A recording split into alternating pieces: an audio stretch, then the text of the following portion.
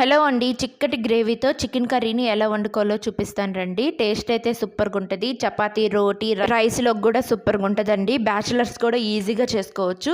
ముందుగా స్టవ్ మీద ఒక కడాయి పెట్టుకొని ఒక 4 టేబుల్ స్పూన్ల ఆయిల్ వేసుకున్న తర్వాత కొద్దిగా షాజీరా అండ్ చెక్క మొగ్గ, యాలక్కాయలు ఒక 2 వేసేసుకొని ఒక 2 మీడియం సైజు ఉన్న ఆనియన్స్ని సన్నగా కట్ చేసుకొని వేసుకోవాలండి. ఒక 2 పచ్చిమిరపకాయలు చీలికలను అయితే వేసేసుకొని కలిపేసుకొని పచ్చివాసన పోయేంత వరకు ఫ్రై చేసుకున్నాక ఒక 2 టమోటాలని సన్నగా కట్ చేసి వేసుకొని బాగా మగ్గించుకోవాలన్నమాట. మగ్గిన తర్వాత ఒక 1/2 కేజీ చికెన్ వేసేసుకునేసి అందులోకి 1 టేబుల్ స్పూన్ అల్లం వెల్లిగడ్డ పేస్ట్, 1 టేబుల్ స్పూన్ కారం, 1 tablespoon salt and 1 tablespoon garam masala, 1/2 teaspoon కస్తూరి మెంతును కూడా వేసేసుకొని బాగా కలిపేసుకొని కొద్దిగా ఉడికిన తర్వాత ఒక 1/2 గ్లాస్ వాటర్ వేసుకునేసి కలిపేసుకొని మూత పెట్టి ఆయిల్ పైకి తేలేంత వరకు ఉడకనివ్వాలండి. ఇలా చిక్కగా గ్రేవీ అనేది వచ్చిన తర్వాత కొద్దిగా కొత్తిమీర వేసుకొని కలిపేసుకుంటే super tasty chicken curry ready. Video నచ్చితే ఫాలో చేయండి.